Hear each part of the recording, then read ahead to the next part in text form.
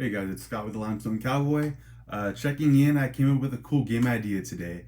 Um, Here's my first prototype I made this morning while at work. And yeah, it's a deck of cards. The box itself is part of the game, as also are the cards. The cards are the map, actually. And the box is your character. So it's a little backwards.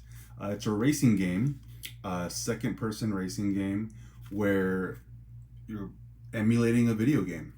Here's a title screen. It says discard, so you discard. Some how to play stuff. You can discard it as well. Here's a starting line. This one, that green symbol means you place it at the back. And I will go, it says ready on your marks. Get set, go. And I will place this in the back. It also says, the plus sign says to increase your lap. So now we're in lap 1. So we just started lap 1. Nothing obstructing my view. Now, each turn, everyone goes at the same time. I'm at a starting speed of 0, and I can accelerate to a 1.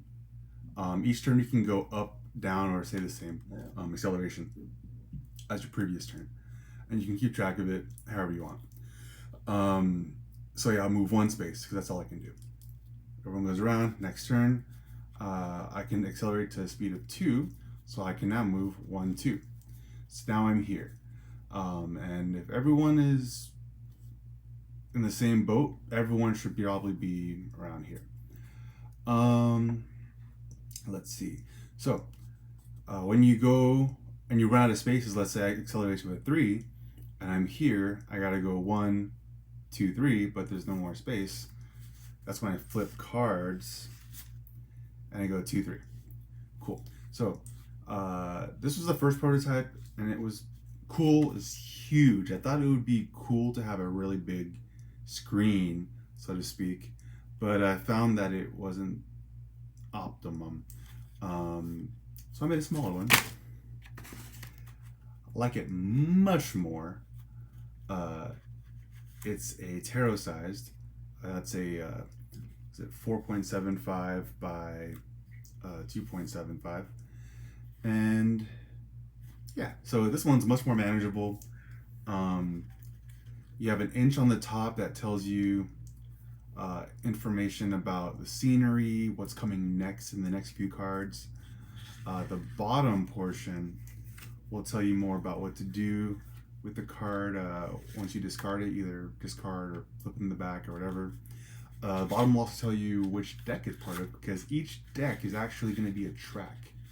And the reverse side will be track B. So we're hopefully going to have 10 tracks for this starting game. You can either buy the 4-player or the 2-player big box. And for example, the 4-player box will have 4 of these, 1 of each character. This is the magenta character. I named him Cliff. They're all golem people. A lot friendlier looking than your typical golem. I'm just trying to keep a geology theme across my games however I can. And in this game, you can see up to 6 spaces to move ahead at a time, with a preview potentially in the upper inch. I want to put a lot of mountain scenery, so it feels like you're driving up a mountain. You can see canyons and cliffs and plateaus, and I just want it to look beautiful. I'm thinking Arizona, Red Rocks, Arizona. I'm thinking Arches, Utah. Anyway, so movement works like this. As you're shifting gears up or down, and I have a little cheat sheet right here. Let's say I'm in 3rd gear. I can move 1, 2, and the last move can be forward or left or right. But the first few moves are always going to be forward. So let's say I'm in 3rd gear. I can go 1, 2, 3. That's it. So I was thinking a second variation would be a player elimination version, where whenever you get a power up, you roll a die. You get to do an action. Each character has unique die with unique actions, kind of like a banana or a bomb in Mario Kart. But if you knock someone with an action and they don't have active die, then they lose a life. They lose a die, and they lose both die, they're out of the game. So that's an idea for a player elimination variation of this game. Another idea, that's my bedtime alarm, it's late. Another idea would be to have the game not be a private hand management game, but be a public hand management game. So you're playing it uh, out, so everyone can kind of see. So I'm playing it like this. That way, people can all see the where I am on the track, like the third card or the fourth card, and I'll make that a big number so everyone can see. Oh, okay, we're on the same card. Oh man, what lane is he in? Let me throw my banana um, at the spot in front of them or whatever, and I get to draw that banana on that square, so they have to avoid it. It now becomes an obstacle, an additional obstacle that they didn't have to even worry about earlier. But I've thrown that in their face, and they have to navigate through it, either decelerate or suffer the consequences or what have you. Um, so yeah, that's the gameplay. At the beginning of the game, everyone's gonna start in one of these 6 places. It's a 6-player game. Yeah, that's how it goes. Again, I need help with the artwork quite a bit. But the game would potentially have 4 copies of the same deck, A and B, 4 character boxes, and that would give you 2 different games with 4 players. Does not sound like a lot, but we're going to initiate or implement deck variety. So it's not that every combination of cards will create a unique track, because there is some continuity between a lot of the cards. But I'm going to develop a way for them to be, for example, every other card, all the evens would be a unique track, all the odds would be a unique track. Because, like, again, the previews create clues to what's going on the next one or two cards. So that is the game. If I didn't mention already, this would be a cutout. It would be a screen revealing what's next in this area.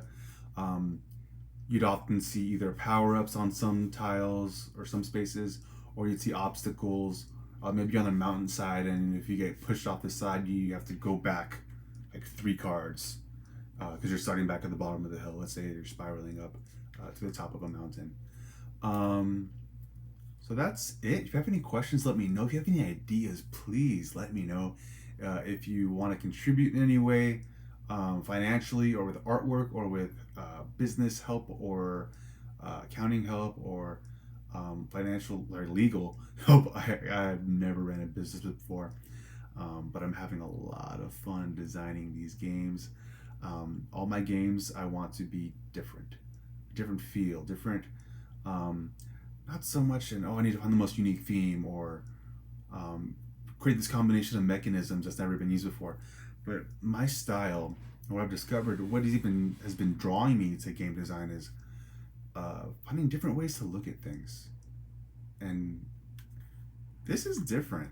There are no other racing games that are in segments like this without a shared board. So anyway, that's me. Thanks for letting me share my story. If you have any ideas, comments, concerns, questions, please let me know. We are going to be launching our first game pretty soon on thegamecrafter.com. It's called Dancing Dojos. It's a set collection game. I actually have a couple of the cards right here.